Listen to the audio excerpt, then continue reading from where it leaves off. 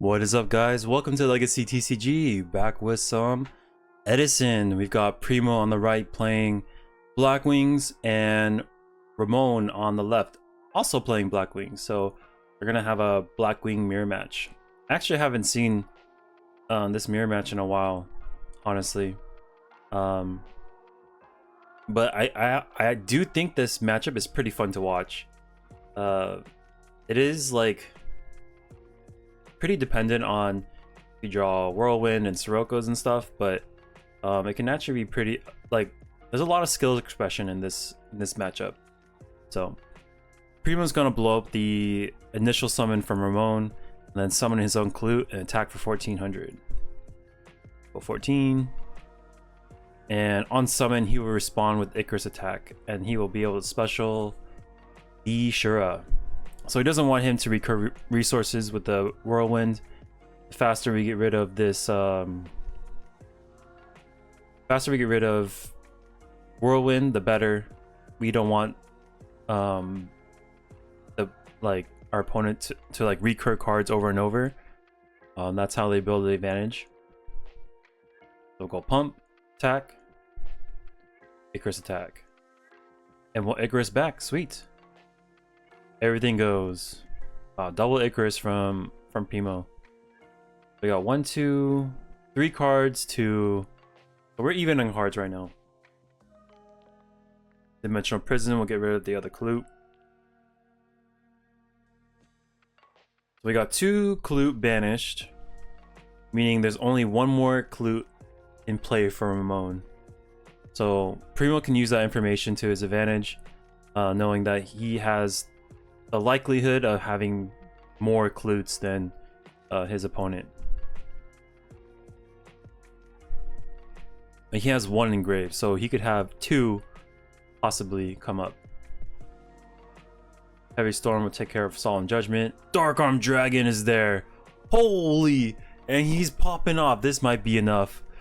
So he goes Dark Arm Dragon, Summon Blizzard, Special Clute, and then he can go, let's see, Android, and then we have a Vayu Synchro as well. This is enough damage for sure, because those 2 on board already is already 5,000, and then this will bring us past 66. Sweet. Game 2.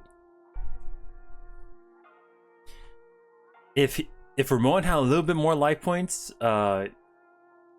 he could have brain controlled that dad and put in some work, but that 1 Clute strike was enough to seal the deal for Primo. We'll go Lure Darkness, get rid of a Clute, summon Clute, and pass with the back row.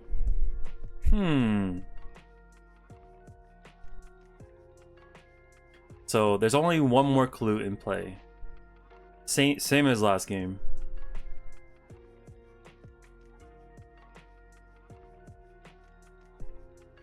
Yeah, so in this matchup, I'm pretty sure like you have to be careful of how far you extend with your Blackwings, because your opponent summons a Sirocco, they can pump and then do a butt ton of damage to you. Oh, where's Primo going? Where's he going? Oh, he's gotta let the guy out. He was trapped because there's someone sitting behind Primo too. That guy's like, I gotta get out. Can you guys move real quick? And there's the last Clute. So we go to 28, take 700. But we don't mind. Honestly, that's no more Clutes for the rest of the game, and the Cyber Dragon was a pretty free summon as well.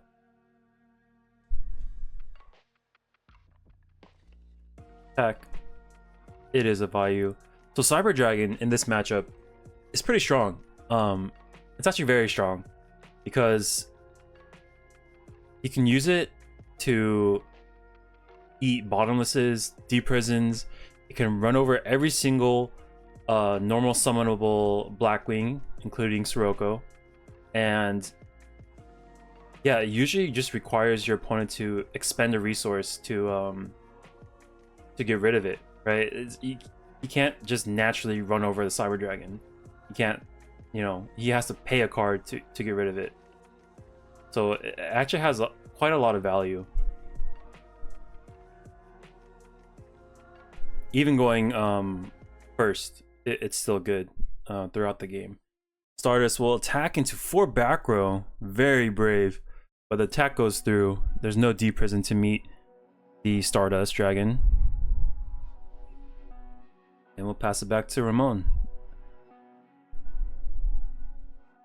Uh-oh, this is bad. This is a lot of damage coming through.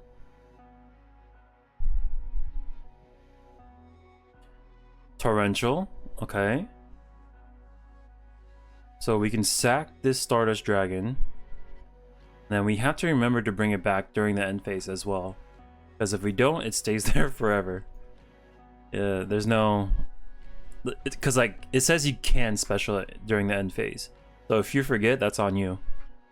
You have to be very mindful when you tribute a Stardust that was synchro summoned properly. Like, do whatever you can to remind yourself, oh, I gotta bring back my Stardust. And then if your opponent doesn't forget, or if your opponent forgets, don't remind them. That's on them. Okay, Heavy Storm. I think we just want this Heavy Storm to move out of the way, to move the Stardust out of the way, so we can actually activate a card that we actually want to use. So we'll attack, see how Ramon responds. Maybe a deep prison. If he deep prisons, we respond with Icarus attack.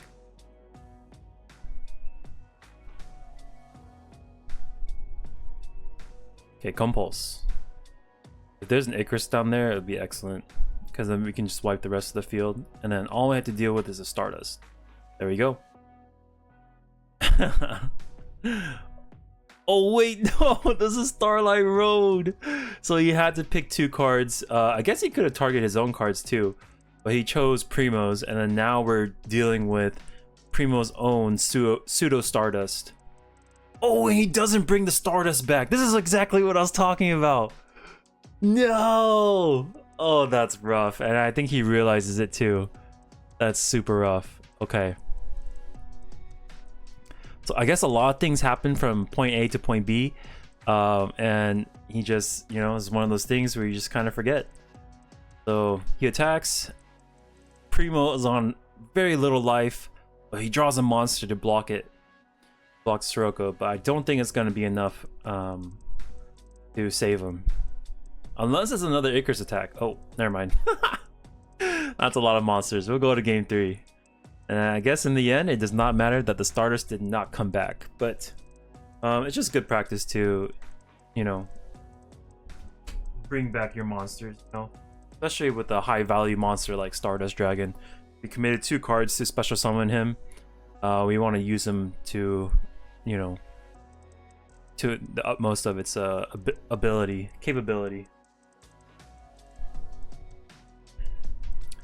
MST during the end phase will hit the Dust Tornado.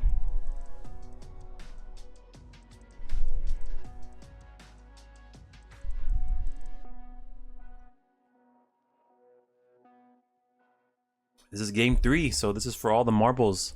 And I believe this is round 2, so both of these players are 1-0, I believe.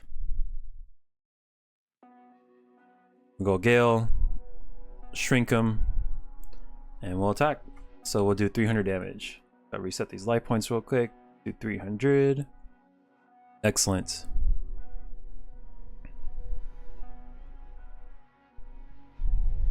Another Sirocco and the Gale. Yikes. So I'll go shrink, attack. Hopefully he like pumped first and then shrink and attacked. Like, let's see, 2,600. Cool. And make a Stardust. Blizzard will come out. Special Gale. Gale will be the perfect answer for Stardust with the shrink mechanic. Shrink him down, attack for 50. Sweet. Quick and easy fix for Stardust Dragon.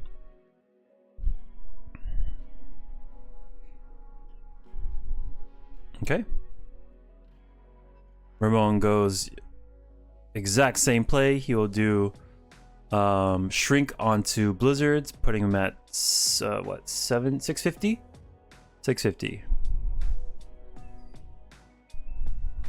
And I think we take care of the Gale. We gotta move the Gale off the board. That way it doesn't keep shrinking our stuff. Ooh, he attacks the blizzard. Icarus attack, and then the cost will tribute. Trapstone is there to protect the rest of the cards. Oh, you can't do that. Those are two tuners. They would clash. They wouldn't get along.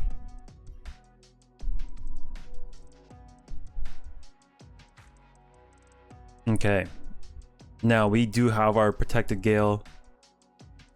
We can shrink our stuff.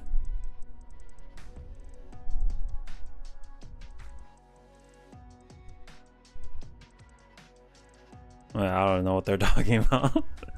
Shrink attack for 650. Cool. Primo has a big hand. Compulse will save his Gale, preserve it for later. Oh, I thought his hand was, for some reason I thought he had like 5 cards in hand. It's just, I guess 4 cards is pretty good too. Heavy Storm will take care of this bottomless, and we trade 650 again. This is the most Gale I've seen in one single game. And he's at 1.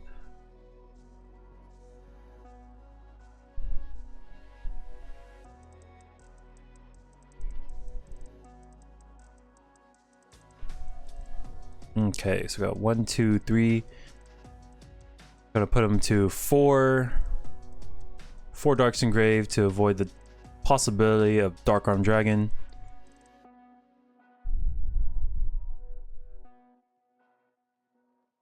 And we'll pass.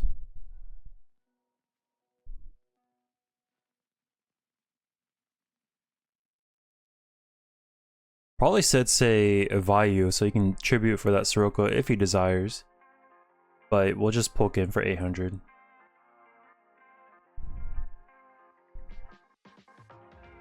We got a Clute, but do we decide to allure it away for the possibility of drawing a bigger monster?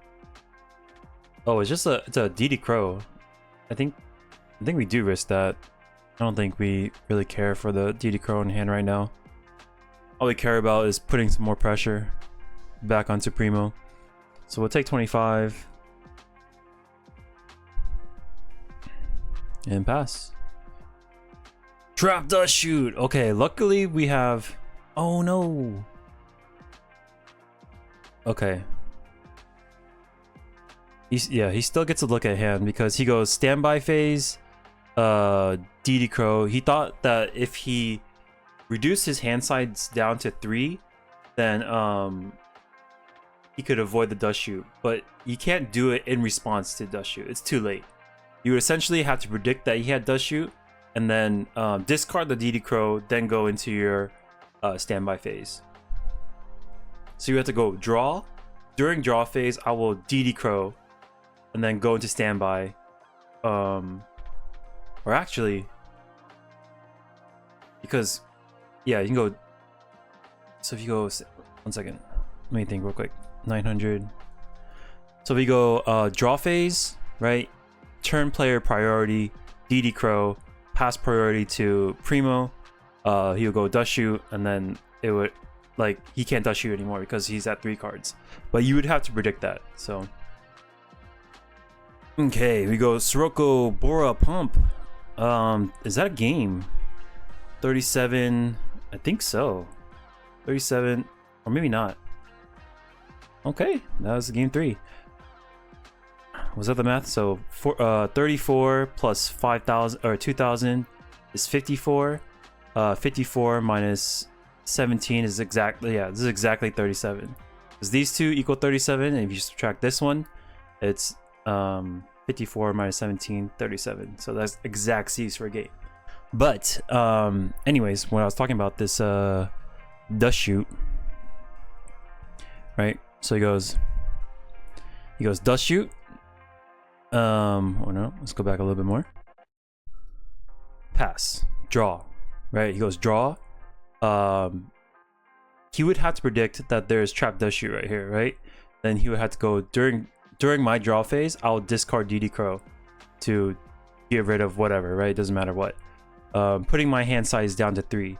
Then we go past player priority or turn priority to Primo, to which at that point he would have 3 cards, right?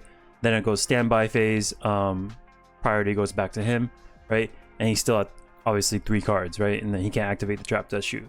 But how it happens was he goes dust shoot, and then he responds with pitching DD Crow to get rid of something. At this point, the dust shoot's already active. Like it's too late. Like you didn't predict it, right? And so discarding DD Crow just makes it so that Primo essentially only has 1 choice left, right?